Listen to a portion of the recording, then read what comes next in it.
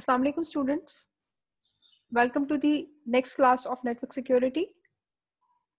In this class, we will discuss a security standard that is 8.800 developed by ITU. And let's quickly revise the basic components of network security that we have discussed in the previous class. We have seen that what are the basic components required to develop a network and what is the need of security for data and information over the network. And what is computer security, network security, and internet security. So in today's class, we will discuss the ITU-T X.800 security architecture for OSI.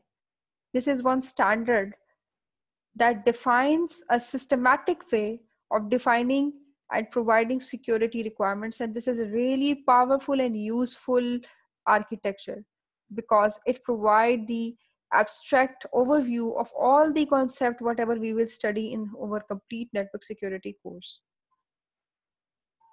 So students, the basic aspect of IT security by William Stalling is that we need three basic ingredients to provide the security for our data. That is confidentiality, that means privacy of your software and channel. And integrity, that means correctness of your data, and the availability of the data when we are able to get the data that has been sent over certain time. So these are the basic security aspects, and in the shortest form we can say that is CIA: confidentiality, integrity, and availability. But X.800 divides the security aspects into three different features. One is called the security service, other is called security attack, and last but not the least is the security mechanism. So ये तीनों चीजें मिलके information और data और network security create करती हैं. Security attacks आएंगे मुख्तलिफ तरह के, वो भी हम डिटेल में देखते हैं कि X.800 हमें किस तरह के अटैक्स जो है वो बताता है. उन अटैक से को हैंडल करने के लिए we need security mechanism. We need such security shield that will protect our data and protect our channel and protect our communication. And for these security mechanism, we need some security services. So अब हम लोग देखते हैं कि ये जो तीनों चीजें यहाँ पे लिखी हुई हैं, जो basic components हैं X.800 के, वो क्या कहते हैं. तो start करते हैं with the security services. So students, according to the X.800, these are the security services that should be provided for secure data, secure communication. One is called the authentication. Authentication का मतलब क्या है? Authorization of data. यानी कोई user अपने आप को authorise कैसे कराएगा, एश्योरेंस कैसे करेगा कि जो कम्युनिकेशन हो रही है वो ही एंटिटी कर रही है. फॉर एग्जांपल, एक यूजर अपने आप को ऑथेंटिकेट कराता है ऑनलाइन, तो बेसिक चीज क्या है ऑथेंटिकेशन की? आप सब लोगों को पता है कि वो है लॉगिन. हम यूजर नेम पासवर्ड देके लॉगिन कर सकते हैं, लेकिन बहुत सारे और तरीके भी हो सकते हैं ऑथेंटिकेशन कराने के. जैसे बायोमेट्रिक ऑथेंटिकेशन हो सकती है, या आपको कोई सीक्रेट वन टाइम पासवर्ड दिया जा सकता है कोड करने के लिए, या आपको कोई ईमेल के ऊपर कोई लिंक सिक्योरिटी के लिए भेजा जा सकता है. तो बहुत सारे डिफरेंट तरीके हो सकते हैं ऑथेंटिकेशन के. तो X.800 कहता है कि जब भी आपने कोई सिक्योरिटी इंश्योर करनी है, तो सबसे पहली चीज जो है वो assurance of the communicating entities है. सेकेंड चीज है जी एक्सेस कंट्रोल. एक्सेस कंट्रोल का मतलब ये है कि जिसके पास जिस चीज का राइट होगा वो ही चीज वो एक्सेस कर पाएगा. फॉर एग्जाम्पल, किसी शख्स को या किसी एंटिटी को डाउनलोड करने का इख्तियार है तो वो डाउनलोड कर सके, अगर रीड करने का इख्तियार है तो वो सिर्फ रीड कर सके. So you need such services that will provide the unauthorized use of any resource, any data over the internet. Third security aspect is called the data confidentiality. That is actually the privacy of your data. कि आपने एक message भेजा है एक जगह से दूसरी जगह, तो कोई थर्ड पार्टी आपके डेटा को पढ़ ना पाए, एक्सेस ना कर पाए और समझ ना पाए। ये तीनों बातें अलग अलग हैं और इन तीनों के लिए हमें अलग चीजें करनी पड़ेंगी। Protection of data from unauthorized disclosure. So we need mathematical and different software contribution for ensuring the data confidentiality. Next service is called data integrity. That means correctness of data. जैसे ही डेटा सेंड किया गया है as it is वैसे ही receive भी हो, ये भी चीज इंश्योर करनी है। Last but not the least is non reputation.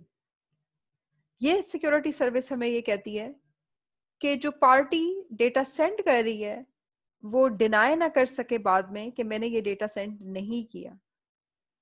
तो इसके लिए हमें कुछ ऐसे टेक्निक्स करने पड़ेंगे ताकि इस चीज की इंश्योरेंस हो सके। इस चीज की इंश्योरेंस के लिए हम लोग नॉर्मली यूजर का आईडी और पासवर्ड से लॉगिन करके ऑथेंटिकेशन मांगते हैं, मगर बाजू का तो ऐसा भी देखने में आया है कि आपके किसी फ्रेंड की तरफ से आपको मैसेज आया है, कोई लिंक आया है व्हाट्सएप के ऊपर या स्काइप के ऊपर कि आप इस लेट्स प्ले सम गेम और लेट्स डोनेट सम मनी, इस तरीके के कुछ लिंक्स आए हैं या कोई पब्लिसिटी की आपको कैंपेन का मैसेज आया है।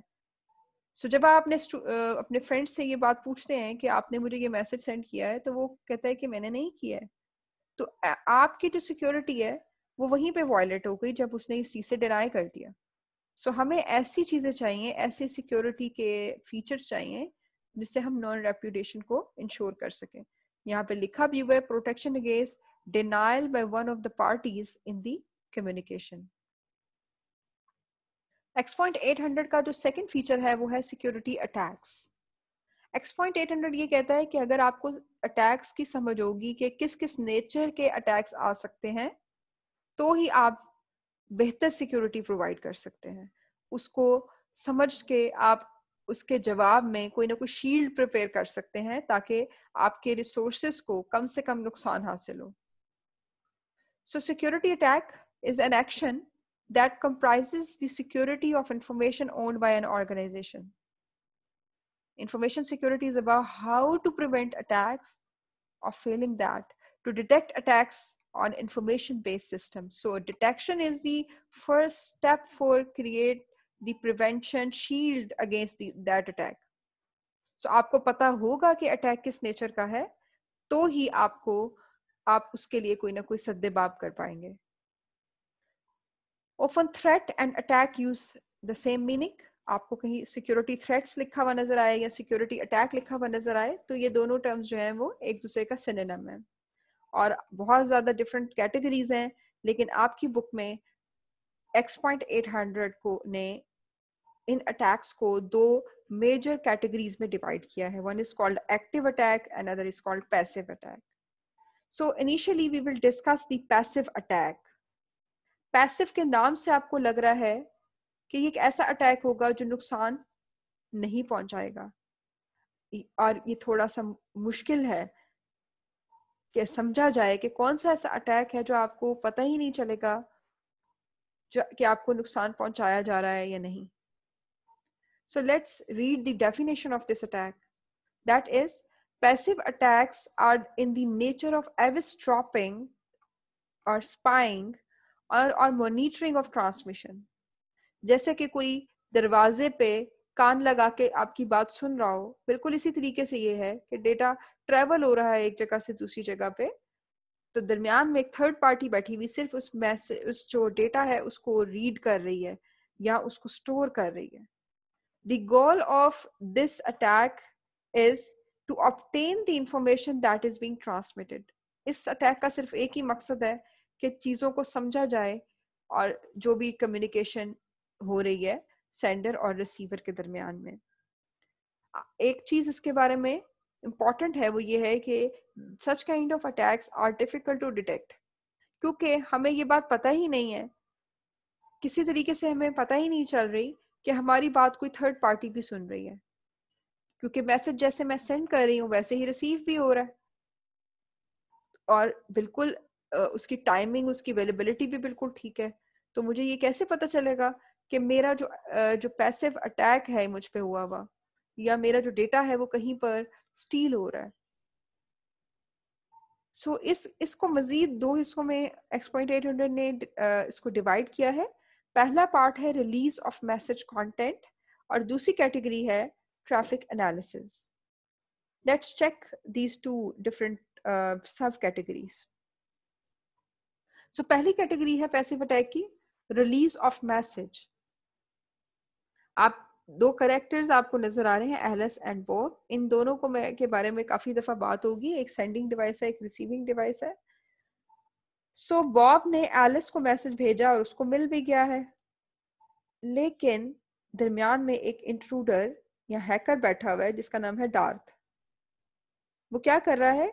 Release contents of messages from Bob to Alice. जो भी मैसेजेस बॉब एलिस को भेज रही है वो भी मैसेज पढ़ता चला जा रहा है और देख रहा है कि वो आपस में क्या बातचीत कर रहे हैं। अब देखें, एलिस को मैसेज मिल रहा है, तो डार्थ अगर मैसेज पढ़ भी रहा है तो इन दोनों को, एलिस और बॉब को, ये बात कैसे पता चलेगी कि कोई डार्थ भी बैठा हुआ है जो मेरे मैसेज को पढ़ रहा है? इस तरह के अटैक को हम लोग बोलते हैं passive attack under the category of release of message. Second जो पैसिव अटैक की टाइप है वो है ट्रैफिक एनालिसिस। इसमें आप देखिए ड्राइंग बिल्कुल सेम है। एलिस, बॉब ने मैसेज भेजा, एलिस को मैसेज मिल गया, डार्थ मैसेज पढ़ रहा है, लेकिन अब वो एक्चुअली पैटर्न्स को ऑब्जर्व कर रहा है। Observe patterns of message from Bob to Alice.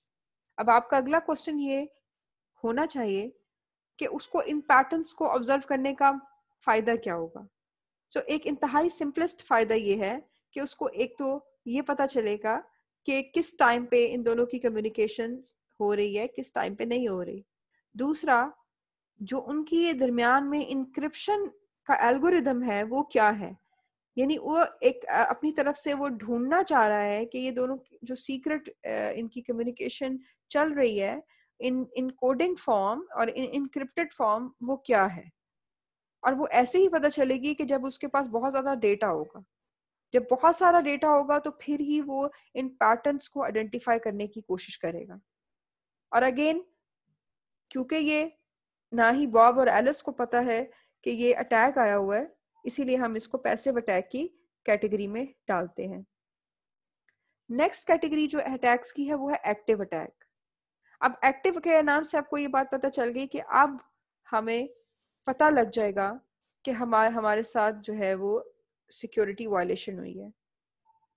यानी कि किस तरह से पता चलेगा, इसकी डेफिनेशन ने ही इसको डिफाइन कर दिया कि active attacks involve some modification of the data stream और the creation of false data stream. यानी कुछ नया डेटा ऐड कर लिया जाएगा, यानी डेटा की इंटेग्रिटी वायलेट होगी, और फॉल्स स्ट्रीम ऐड की जा सकती है, यानी कि नॉन रेप्यूटेशन पे अटैक हो सकता है।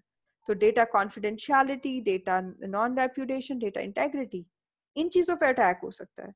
तो इसको X.800 ने मजीद 4 कैटेगरीज में डिवाइड किया हुआ है। Let's see, masquerade, replay, modification of messages and DoS attack. So पहला अटैक देखते हैं।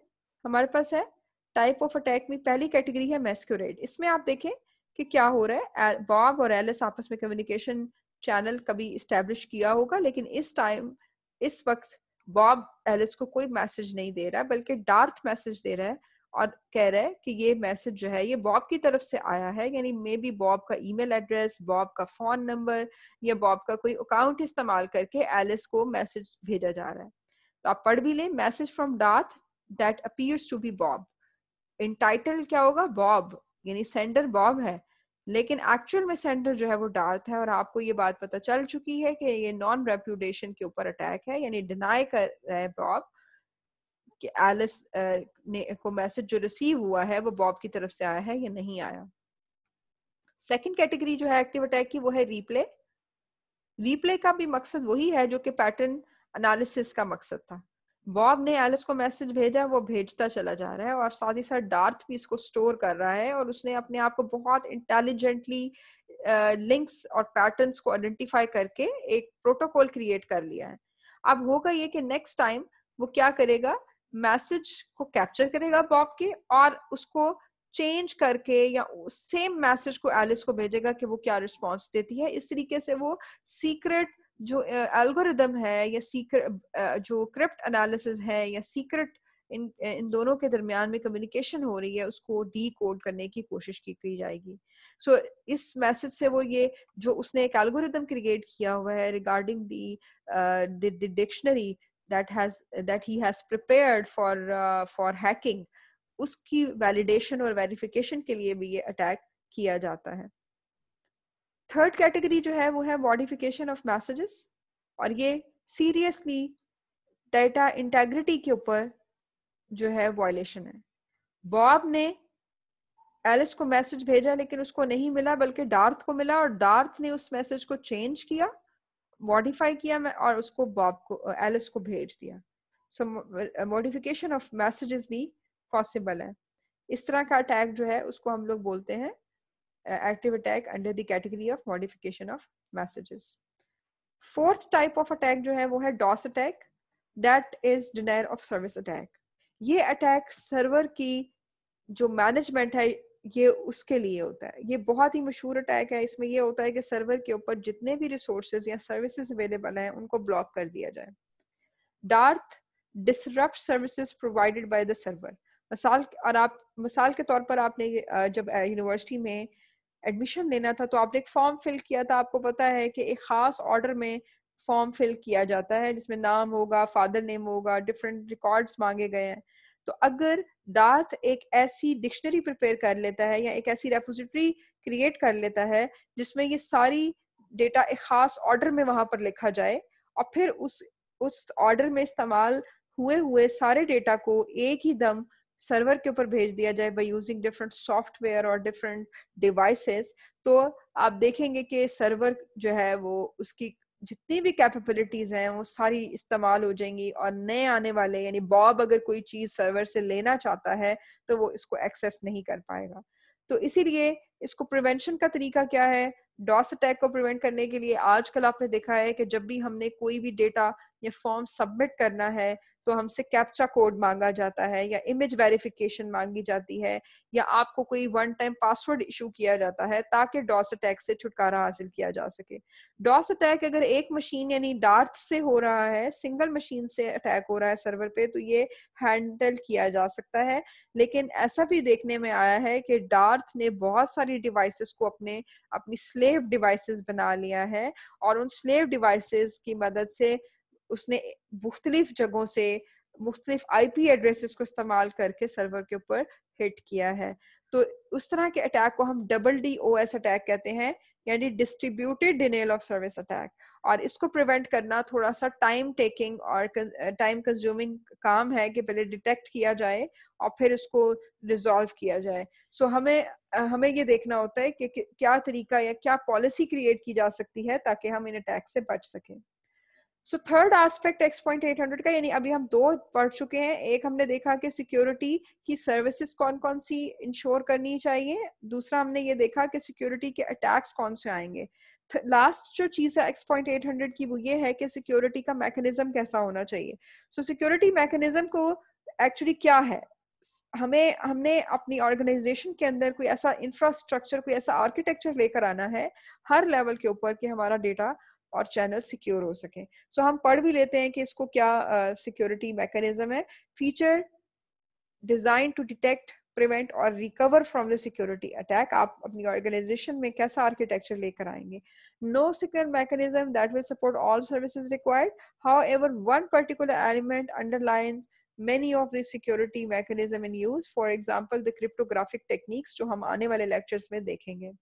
सो X.800 कहता है कि दो तरीके के आप मैकेनिज्म जो है वो इंश्योर कर सकते हैं। स्पेसिफिक सिक्योरिटी मैकेनिज्म है जो हर एक शख्स को चाहिए, चाहे जो भी इंटरनेट पे लिंक होने के लिए नेटवर्क का पार्ट बनता है, यानी कि इनसाइफरमेंट चाहिए, डिजिटल सिग्नेचर्स चाहिए, access control, data integrity, authentication exchange, traffic padding, routing control and notarisation. ये सारी चीजें जो आप लोग पढ़ रहे हैं यहाँ पर, हमने एक एक चीज के ऊपर काफी सारे लेक्चर्स लेने हैं, तो आपको ये डिटेल में पता चलेगा कि इनसाइफरमेंट या क्रिप्टोग्राफी क्या है, डेटा का सिग्नेचर्स कैसे बनेंगे, नोटराइजेशन कैसे बन सकती है। सो स्पेसिफिक हमें हमें सर्विसेज को इंश्योर करने के लिए we need security mechanism. Second जो कैटेगरी है वो परवेसिव सिक्योरिटी मैकेनिज्म, ये हाई लेवल सिक्योरिटी पर है, जिसमें आप देख रहे हैं सिक्योरिटी ऑडिट है, ट्रस्टेड फंक्शनैलिटी कौन सी है, आप लोगों का कोई ऐसे इवेंट डिटेक्शन या सिक्योरिटी लेबल्स हैं, या सिक्योरिटी की रिकवरी कैसे की जाएगी, ये भी ऑर्गेनाइजेशन में इनेबल किए जाते हैं। लेकिन बेसिक जो हमें मैकेनिज्म चाहिए होगा हर यूजर को, वो जो है वो स्पेसिफिक सिक्योरिटी मैकेनिज्म है। So students, let's conclude the today session. आज हमने X.800 को डिटेल में देखा। In the next class we will discuss the model for network security. Thank you very much.